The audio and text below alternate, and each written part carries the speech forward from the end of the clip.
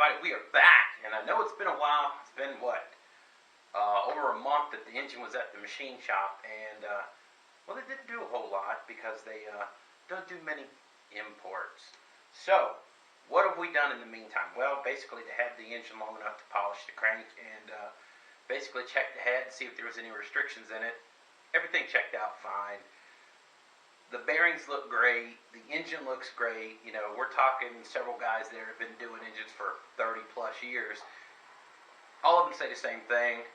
There's no indication of like an oil pressure loss issue because there was no damage to any of the bearing surfaces. So I don't know what wiped out the lost motion springs. It was either the latch was set too tight, or they were worn and it wasn't checked when the engine head was prepared to go on this engine.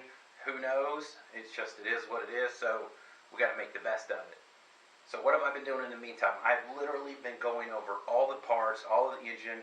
I just did the first wipe down of the cylinder bores with some ATF, and that's a detergent-based oil, so it helps clean any of the debris that may be on the cylinder walls. And you wouldn't believe it, I'm using white lint-free towels.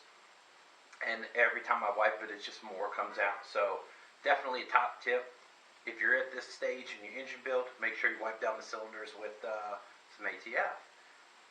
Let's see what else. We picked up some assembly lube, some Moly-based assembly lube.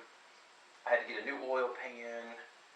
And right now I'm just in the tedious kind of cleaning everything stage. I'm not going to record it.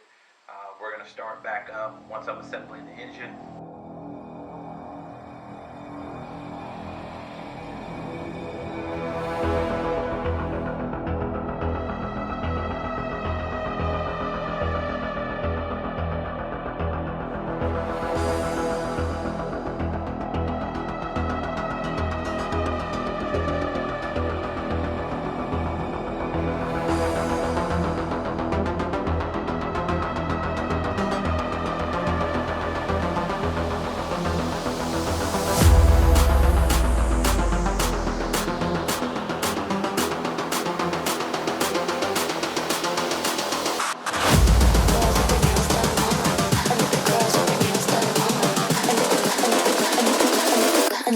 With their nails done now.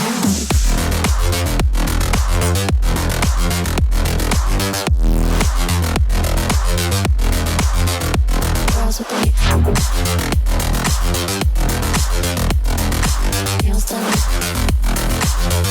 I like the girls with their nails done.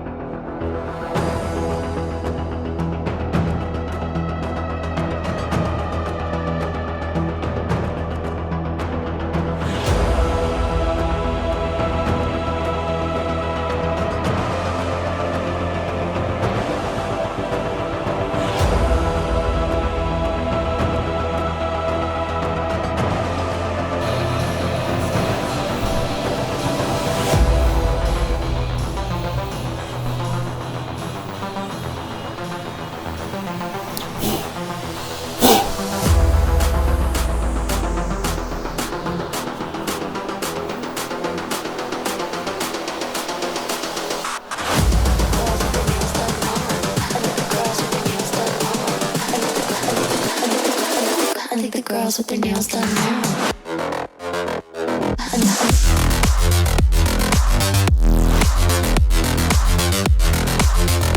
Girls with their nails done. I like the girls with their nails done.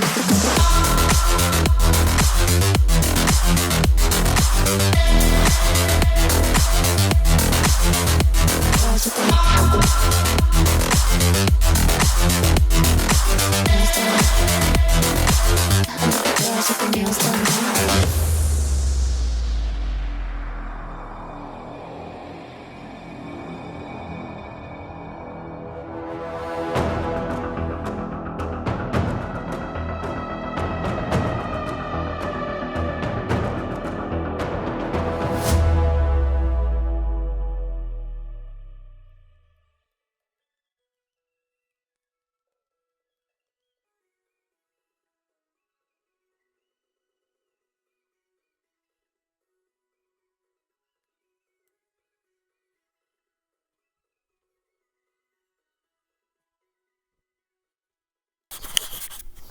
Alright, well we got the bottom end assembled. I still have to tighten up the rods. What I like to do when I tighten up the bolts is paint mark them so you can see they're all paint marked. So far so good. I need to do a little better job of putting the bolts in individual containers and marking them because I had fun trying to figure out all these. So note to self, I'm a lot more organized now. I got these bins and also have an actual bolt tray, but I use that fill that up when I took the blur apart. As you can see over here, that one's all done up correctly. There's a bunch of parts I need to take over there. Get the oil pump and all that on next. But I gotta go walk Cindy. I'm sure she's probably ready to go by now. It's gone pretty smoothly. I was a little worried about doing the thrust bearings, but everything went okay. Now, for future reference, posterity's sakes, number 2, this rod was actually spun backwards on the piston. The arrows point forward, and then the lettering, which I'll insert a picture here, also face on the same side of the arrow. I talked to Mike. He says it really doesn't matter, and you got to consider this engine didn't run very long with it that way. We're talking maybe an hour's worth of runtime. Other thing is, I don't know if maybe the piston had been dropped once upon a time, like when they took it out of the Type S engine to put it in here, but there was a little mark, which I'll also insert a picture here, that had the oil rings were kind of tight on the ringland.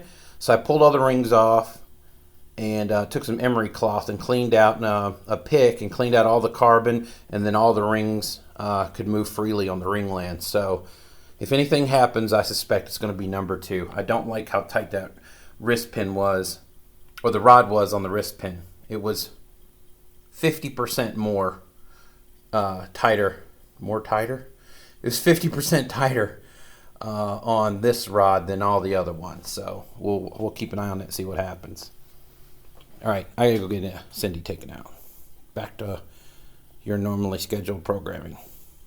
For you, it'll be a split second. For me, 15 minutes.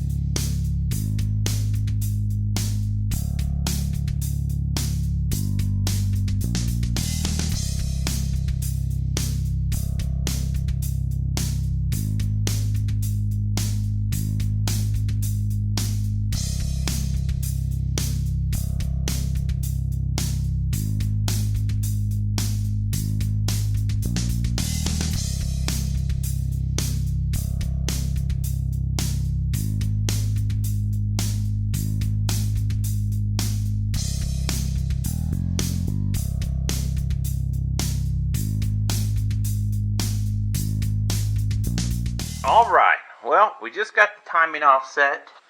You can see, maybe it's kind of dark. There's that darker color link on the chain. Matches up with the dot there. Come up here, line to line, dot to link, dot to link. Pull the pin on the timing tensioner. You want to squeeze here to get another click if you can. So now the timing chain is all good. The engine is in time. Everything turned out okay up here. We got the Honda tool to lock the cam, so we go ahead and remove those. Might have to put a little tension on to get them out.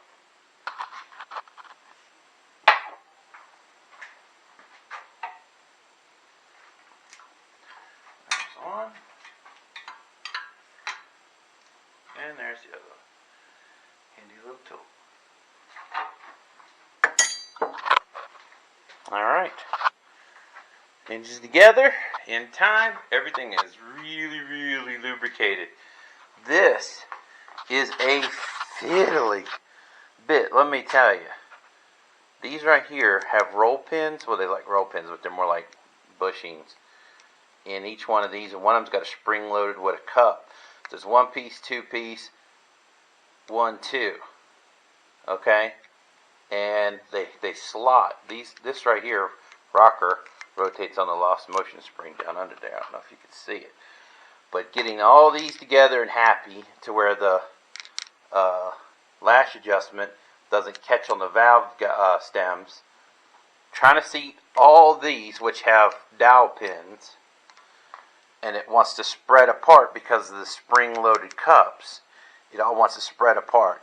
That is a pain in the ass to get that all on. Even when you zip tie these together so they can't twist, because when they twist, they pop open and then they spread out. So you have to get a little flat tip screwdriver to tuck it back in and get them in line. That was a tedious process. I ain't even gonna lie.